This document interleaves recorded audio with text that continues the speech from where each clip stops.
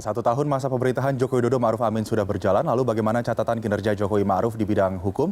Dan untuk mengelaborasinya lebih lanjut, sudah tersambung melalui sambungan Zoom, Bivitri Susanti. Selamat sore, Mbak Bivi. Ya, selamat sore Mas Aldi. Ya, Mbak Fitri mungkin lebih enak saya panggil. Namun sebelum kita mulai perbincangan kita, saya berikan disclaimer terlebih dahulu bahwa sebelumnya kami juga sudah mencoba menghubungi pihak pemerintah, namun yang bersangkutan tidak atau belum memberikan jawaban kepada CNN Indonesia Newsroom sore hari ini. Saya langsung saja ke Mbak Fitri. Mbak Fitri, satu tahun pemerintahan Jokowi Ma'ruf, apa saja catatan atau capaian yang menonjol yang menjadi perhatian Anda? Ya, catatan barangkali ya, bukan capaian kita masih bisa perdebatkan. Karena saya menawarkan alat ukurnya tentu saja satu penegakan hukum dan kedua pembentukan hukum. Nah di soal penegakan hukum maupun pembentukan hukum, kelihatan sekali bagaimana hukum memang dipergunakan untuk melegitimasi keinginan pemerintah begitu.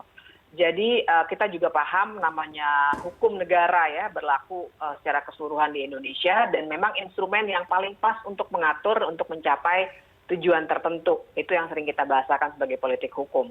Nah dari sini kelihatan misalnya kalau tadi saya melihat catatan dari CNN soal catatan bahwa kasus Novel Baswedan sudah diselesaikan. Catatannya adalah ternyata itu juga kamuflase.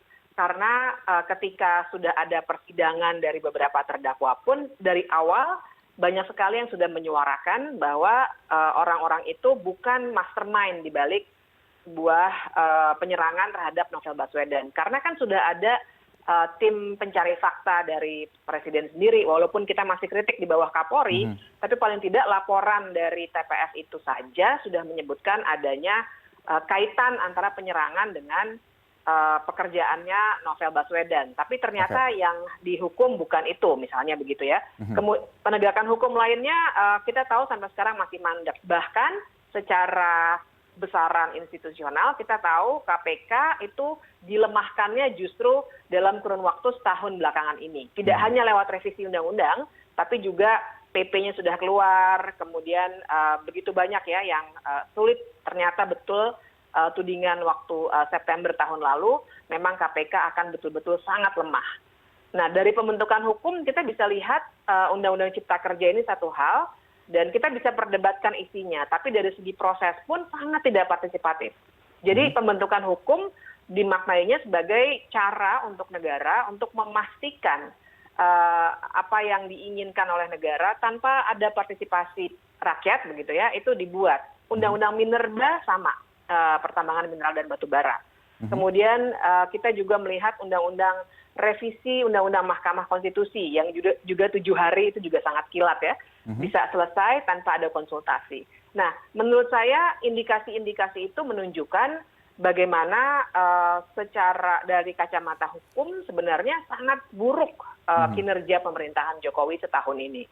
Secara prosedur tadi Anda katakan untuk pembuatan produk hukum itu sendiri. Lalu bagaimana dengan bisa dikatakan produk hukum sendiri bisa menjadi sebuah capaian pemerintahan begitu, tapi memang menjadi banyak sorotan publik. Dari substansinya sendiri menurut Anda catatannya seperti apa, Mbak Fitri?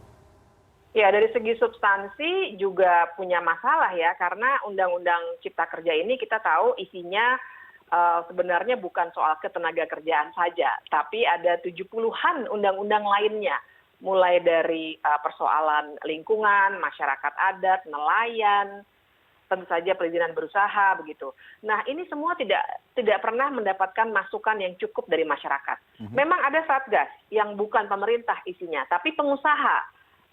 Ada dari Kadin begitu ya, dan banyak asosiasi pengusaha lainnya, tapi dari masyarakat luas tidak ada. Dan kemudian ternyata bahkan ada pasal-pasal perpajakan yang masuknya di ujung tanggal 22 September ketika itu tinggal kurang lebih 2 minggu sebelum diketok palu begitu.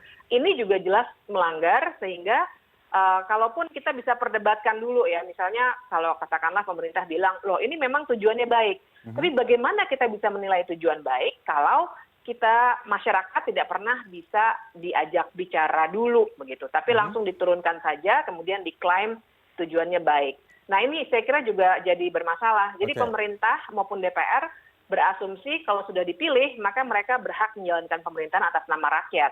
Kalau produk Padahal undang-undang tidak tersebut seperti itu. kemudian Ya. nanti ke depannya untuk memberikan penjelasan hukum, kejelasan, ketegasan hukum bagi masyarakat, menurut Anda bagaimana? Ketegasan hukum dalam kacamata siapa? Ketegasan hukum untuk pengusaha, ya.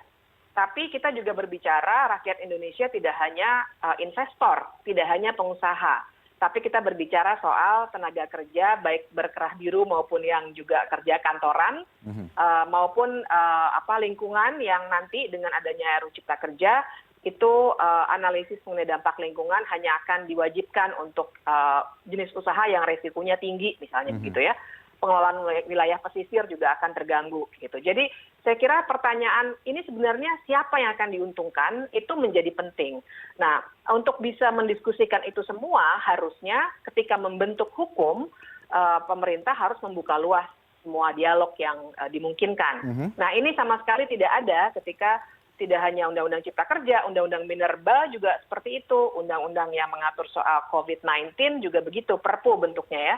Nah, jadi ini masalah-masalah yang saya lihat setahun belakangan ini, dan dengan konteks pandemi COVID-19 pula, semakin dipinggirkan partisipasi itu. Kebijakan hukum dalam konteks penanganan pandemi pun sudah banyak sekali yang mengkritik ya, bahwa tidak ada kejelasan begitu, kemudian tidak ditangani bahkan oleh kementerian yang bertanggung jawab atas kesehatan, tapi seorang kepala pemerintahan Pak Jokowi membentuk tim-tim ad hoc yang diketuai oleh menteri-menteri yang portfolionya sebenarnya bukan di bidang kesehatan. Ini juga catatan yang buruk dari segi hukum tata negara. Oke, kalau secara ketatanegaraan, begitu secara kelembagaan juga, lembaga mana yang menjadi sorotan Anda terkait dengan penegakan hukum yang memiliki kinerja yang kurang atau belum maksimal? Ya, kalau kita bicara penegakan hukum memang ada wilayah yudikatif, Mahkamah Agung, ada wilayah eksekutif di aparat penegakan hukum seperti kepolisian dan kejaksaan. Nah, yang ada di bawah presiden, karena kita sedang menilai masa kepresidenan Jokowi adalah kejaksaan dan kepolisian. Saya kira terhadap kedua lembaga ini, karena tadi disebutkan juga ada kasus Jiwasraya, ada kasus Joko Chandra, keduanya masih punya catatan buruk. Bahkan untuk kepolisian, kita juga bisa melihat sendiri dalam minggu-minggu terakhir ini bagaimana respons atas unjuk rasa itu diberikan dengan cara kekerasan, begitu. Nah, ini saya kira juga jadi catatan buruk karena Pak Jokowi tentu saja tidak bisa ikut campur dalam urusan Mahkamah Agung dan Mahkamah Konstitusi. Yang ada dalam kewenangannya adalah yang di bawah eksekutif, yaitu kepolisian dan kejaksaan, pemasyarakatan juga ya. Nah, ketiganya menurut saya masih menunjukkan catatan buruk karena hal-hal tersebut. Kemudian ke depannya dalam masa kerja Jokowi Maruf Amin, apa tantangan terbesar yang sekiranya akan dihadapi dan pasti dihadapi lewat berbagai produk atau capaian yang sebelumnya telah dicapai 1 tahun ataupun dalam periode sebelumnya? Tantangan terberat pasti korupsi, karena KPK-nya sudah dimatikan juga oleh pemerintahan ini. Jadi kita bisa lihat sendiri, bahkan kalau misalnya dari segi kuantitatif ya, kita lihat apakah sama jumlah operasi tangkap tangan yang dilakukan oleh KPK itu jauh sekali bedanya, sekarang jadi sangat kecil begitu. Nah, itu jadi tantangan yang besar karena KPK sekarang makin lama makin lemah, tidak hanya karena undang-undangnya tapi juga karena secara kepemimpinan dan kepegawaian juga diubah secara frontal begitu. Itu yang paling besar. Yang kedua pasti penegakan hukum nih yang saya kira akan banyak dapat tantangan dalam soal mengatasi dampak dari Undang-Undang Cipta Kerja.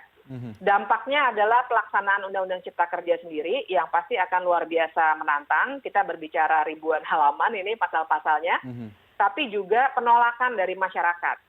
Pemerintah tidak bisa terus-menerus menanggapi penolakan masyarakat dengan kekerasan gitu ya, langsung dibungkam, langsung matikan media sosial. Saya dengar ada rencana juga seperti itu. Itu suatu langkah-langkah yang sangat melanggar prinsip negara hukum. Jadi saya kira tantangan besar bagi pemerintah untuk menjaga bahwa yang namanya negara hukum itu bukan sekedar supremacy of law gitu ya, hukum harus paling tinggi, tapi hukumnya juga harus adil. Nah, ini yang tantangan terbesar bagi pemerintah sekarang.